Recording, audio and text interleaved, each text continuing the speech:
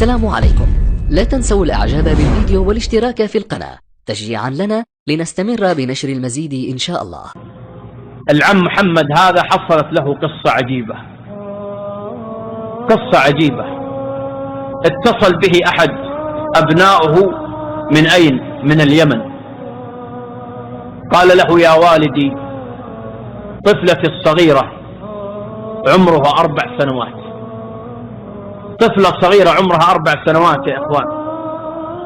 قال: يا والدي، الآن هي مصابة بسرطان في الدم، ونحن نراجع بها المستشفيات هنا في اليمن.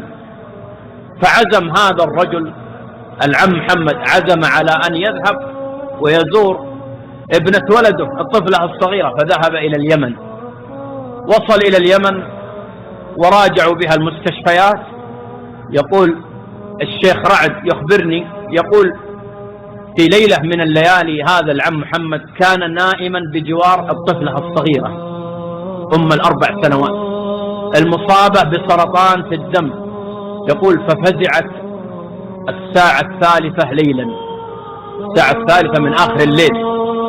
قامت البنت وذهبت إلى جدها، قالت: يا جد، يا جد. طفلة صغيرة يا إخوان 4 سنوات، قالت: يا جد. فجلس الجد العم محمد قال لها: ماذا تريدين؟ قالت: يا جد، أنا شفت حلم، تحلمت رؤيا. قال: وماذا رأيت؟ قالت: يا جد، رأيت في المنام أنني أذهب وأطوف بالكعبة، أنني أذهب وأطوف بالكعبة وأقبل الحجر. تقول: أبوس الحجر، أسلم على الحجر، أقبل الحجر يا جد. قالت: ثم أشرب من زمزم فيشفيني الله. تقص الرؤيا على جدها. فقال هذا الجد في الصباح أخبر والد الفتاة ولده، قال: البنت رأت رؤيا عجيبة البارح، رأت كذا وكذا، أنها تطوف بالكعبة وتقبل الحجر الأسود وتشرب من زمزم.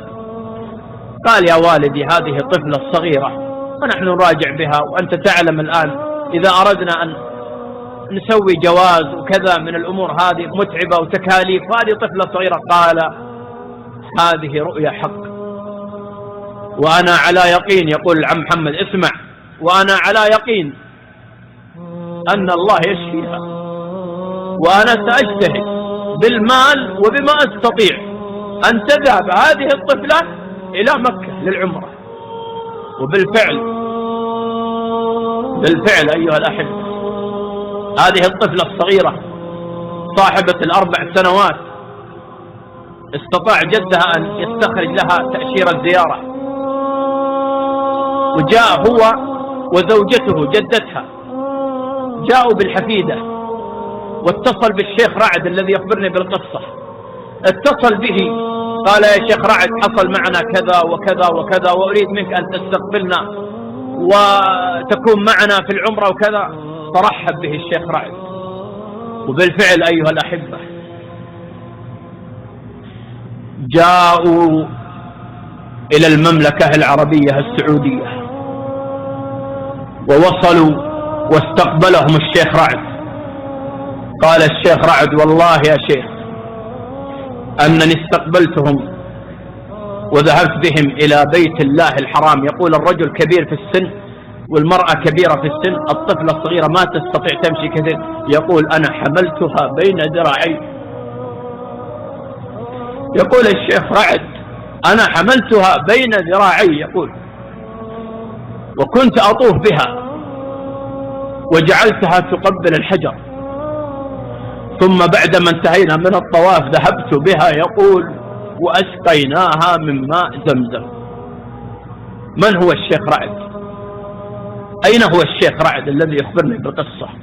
الشيخ رعد معنا الآن في المسجد. تعال يا شيخ رعد، تفضل لتكمل هذه القصة للإخوة. أنت حملت الطفلة بين ذراعيك وطفت بها حول الكعبة المشرفة، طفت بها يا شيخ رعد حول الكعبة المشرفة، وأسقيتها من زمزم أكمل يا شيخ رعد للإخوة ماذا حصل بعد ذلك. أريدك أن تعيد منذ أن اتصل بك الشيخ العم. جزاكم الله خير شيخ قاسم، بارك الله فيك. لما اتصل علي هذا العم محمد قد توفي قريب رحمه الله وغفر له وجميع موتى المسلمين، اتصل علي واستقبلته بفضل الله عز وجل، وذهبت أنا وهو وهذه الطفلة الصغيرة إلى مستشفى الأورام، وأعطينا الدكتور التحاليل والكشوفات، وفحص لها فحص آخر وقال فعلا البنت عندها سرطان.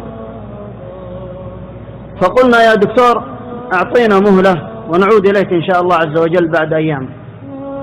فأخذت هذه الطفلة مع جدها وجدتها، ذهبنا إلى الحرم وطفنا ببيت الله العظيم العتيق، وجعلنا هذه البنت تقبل الحجر الأسود بفضل الله عز وجل، وأسقيناها من ماء زمزم وغسلناها به، وعدنا إلى جدة وذهبنا إلى هذا المستشفى وقلنا يا دكتور خذ تحاليل من هذه البنت مرة أخرى.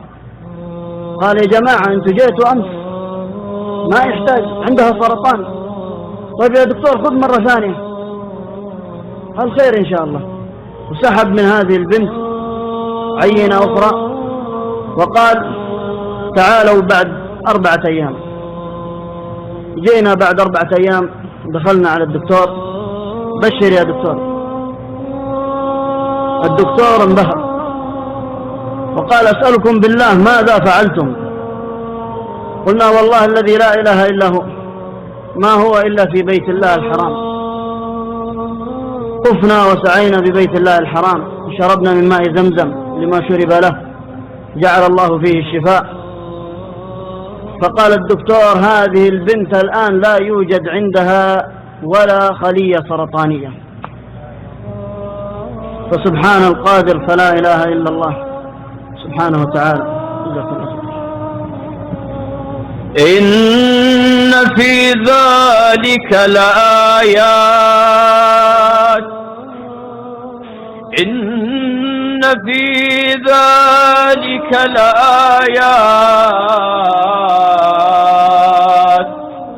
لآيات لقوم يوقنون.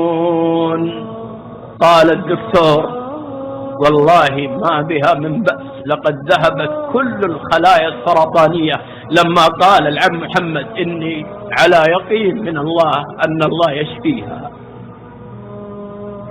اليقين يا إخوان. اللهم من يرى هذا المقطع ومن ساهم فيه ومن أعان على نشره، اللهم فاغفر له ذنوبه كبيرها وصغيرها، جلها ودقها، عظيمها ودقيقها يا رب العالمين.